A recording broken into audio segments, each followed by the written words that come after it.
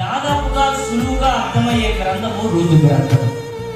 అందరికి అవగాహనలోకి వచ్చేసిన గ్రంథము రూతు గ్రంథం. రూతు గ్రంథము బైబిల్ గ్రంథంలో 8వ గ్రంథము. పిల్లరా, 4 అధ్యాయాలు, చిన్న అధ్యాయాలు కలిగిన ఈ గ్రంథము 4 అధ్యాయాలకి పేర్లున్నాయి. చాలాసార్లు చెప్పాను.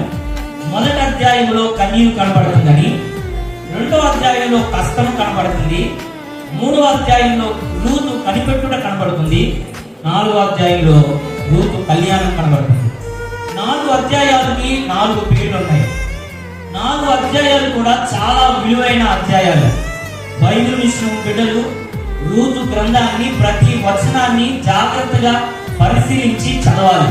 రూతు గ్రంథాన్ని దేవదాసయ్య గారు ఎడారిలో ఓయాసిస్ వంటిది అని అన్నారు. ఎలాంటిదంట? ఎడారిలో ఓయాసిస్ వంటిది. ఓయాసిస్ అంటే తెలుసు కదా, ఏంటిది ఓయాసిస్ అంటే? బాగా ఎడారిలో నడుస్తున్నప్పుడు, బాగా దాహమైనప్పుడు నీటి కొక కనబడితే ఎలా ఉంటుందో, ఎలాంటి సంతోషం కలుగుద్దో, ఎలా సంతృప్తి కలుగుద్దో, అలా కనిపించింది దేవదాసయ్య గారికి. ఏ గ్రంథము?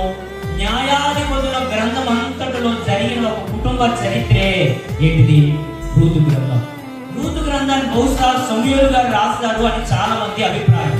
పిల్లరా, ఈ న్యాయాధిపతుల గ్రంథం అంతా ఎడారి వంటిదైతే ఈ రూతు గ్రంథము ఎలా కనబడింది అంటే ఒక ఓయాసిస్ దొరికినట్లుగా దేవదాసయ్య గారు కనబడింది.